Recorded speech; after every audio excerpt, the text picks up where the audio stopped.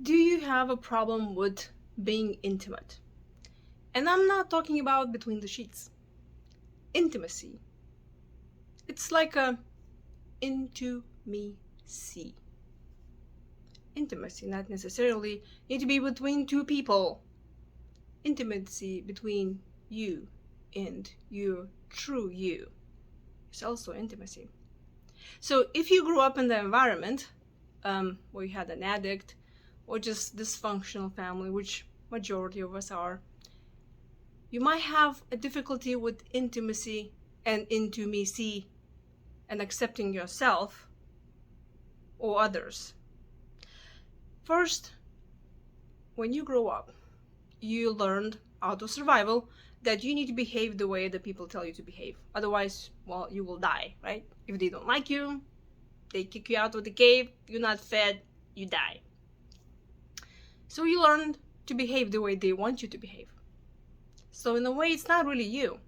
And you realize that the part of you, that who you truly are, probably was scolded, neglected, laughed at, and just purely told, no, it's bad.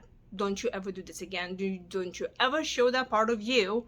So I don't want to see this. If I'm ever going to see it again, you're going to be punished or not fed. So how is that you identify yourself, first of all? So into me see, into seeing into yourself, you know there is a part of you that you don't even allow to go out and be seen by other people. So when somebody tells you, I love you, you're like, no, you don't. Because you don't even know a whole me.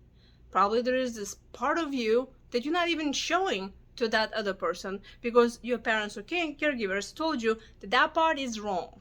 So that's why you cannot really open up to somebody, because you're afraid to be seen. So it's not really true intimacy, because you don't even allow them to see into you, because you know you'll get hurt.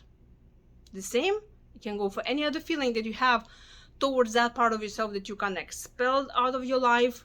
You're even afraid to look at it yourself. So how deeply do you really know yourself? Think about it.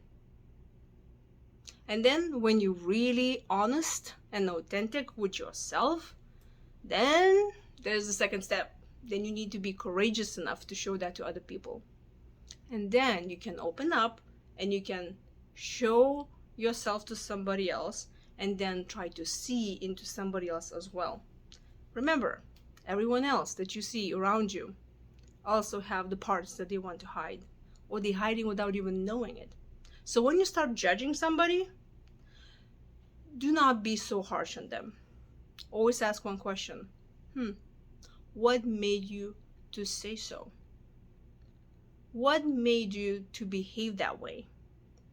What happened to you? What is happening to you?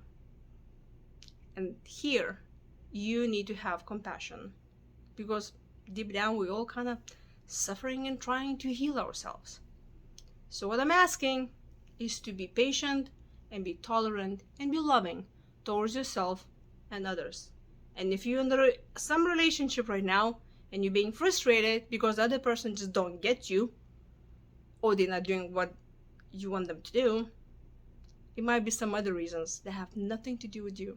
Maybe they're just afraid to go deep down and reach into something that actually reminds them of that part that they neglected about themselves.